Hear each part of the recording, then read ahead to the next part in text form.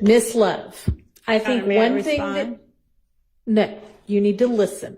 I think that one thing that needs to happen is when an objection is made and you are given an opportunity to respond and I make a ruling, even if that ruling is, please clarify, that you then need to obey what my order is instead of continuing to argue.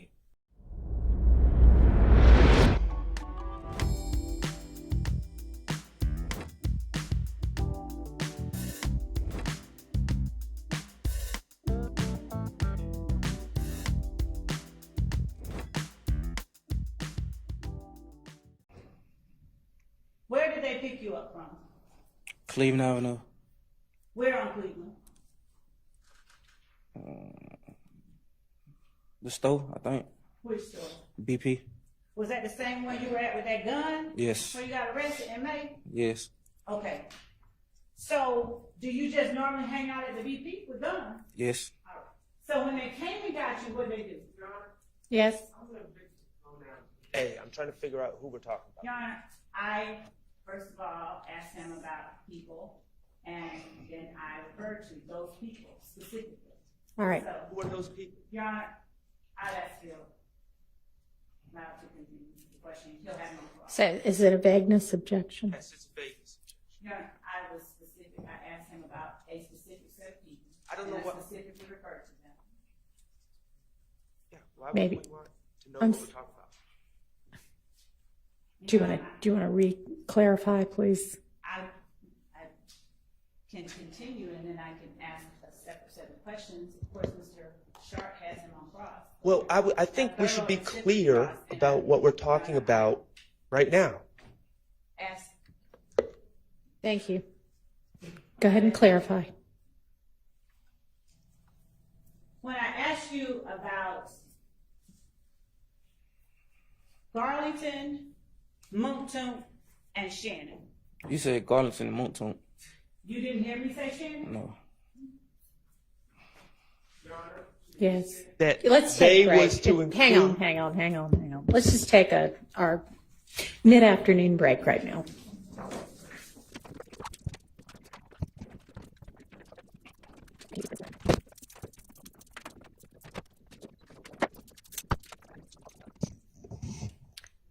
All right, Mr. Shardt. Your Honor, what just happened was completely dishonest, disingenuous, misleading, and gross.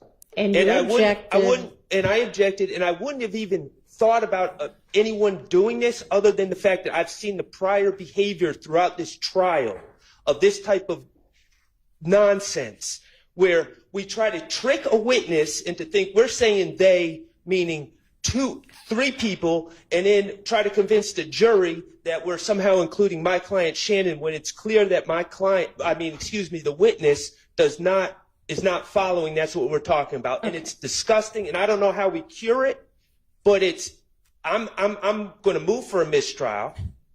I think it was completely intentional. Obviously, it was calculated. Obviously, when I asked for clarification, I would think anyone seeking the truth would gladly clarify. I'm seeking the truth. I would gladly clarify. No, it's sheepish grin and then. All right, I understand your objection, and I understand what you were saying past that objection. Miss Love, I think one thing that, no, you need to listen. I think that one thing that needs to happen is when an objection is made and you are given an opportunity to respond and I make a ruling, even if that ruling is, please clarify, that you then need to obey what my order is instead of continuing to argue. Your Honor, when I ask for clarification and consideration, I believe that as an advocate and as a person who is actually representing the victims who have been victimized in this case and who is representing as much as actually more than an officer of this court, and I represent something, I believe that the state has as much right to express, to request, and to ask for consideration and for an allowance to ask the questions that it wishes to ask as the defense does. I believe, Your Honor, the objection that was made, and I understand what Mr. Shardt said, but there are a couple of things at play here. One, Mr. Shardt is well aware that Mr. Zachary has said that his client was with him. He has said it in the interview that I'm holding in my hand. He is not being honest with the court when he is claiming that Mr. Zachary had no idea what I was talking about. I literally said Shannon, Demikion, and Muktum, and I asked him how close he was with each of them. Right. And then we went from that to his girlfriend, and then it was not unreasonable. And the objection could just be, vague, but it was not unreasonable to object to make sure that it was clear what the question was, who the they was in the question. And when I say clarify, that needs to be the end of it. And you need to ask a different question, rephrase the question, and let's move on. And there shouldn't be an issue with it. Yes, Your Honor. If the state is not allowed to ask for clarification or consideration, that I understand. don't know what you mean by that.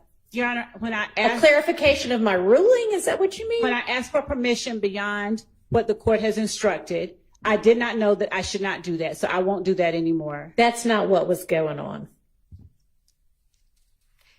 You're basically, it seems to say, I'm asking permission to do something other than what the court has just ordered me to do. And so if that's what it is, then no, you cannot do that. If you need clarification of a ruling, then of course you can ask that. And if you want reconsideration, then you can ask for that, but that does not need to go on in front of the jury. When I make a ruling, obey the ruling and move on. Yes, Your Honor. Okay.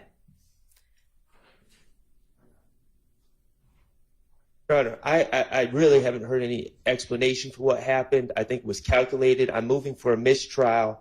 In the alternative, Your Honor, I do believe that there needs to be a curative instruction, or at least it needs to be clarified who they was. It doesn't matter what he said in the past. He lied in the past. I've already said that. I know what he said in the past. All right. But what he's We don't know. You don't know that he lied. You don't know what the truth is and what the lie is if they are inconsistent. And there may even be a reason for that. Although if they're virtually diametrically opposed, there probably is not an explanation. But when you say he lied, we don't know that. Okay. Just like Miss Love doesn't know when he lied. Well, I'll put it like this.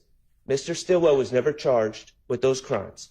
And Miss Love was not asking about what he said in 2015. She was asking about today. I understand. And today, he was clearly responding, they meaning Mr. Garlington. And, well, it's clear to me. I don't believe it's clear to the jury. Don't talk while he's talking. And I believe it needs to be clarified immediately because, of course, I will have an opportunity to cross, but I will probably not have an opportunity to cross for about 4 days.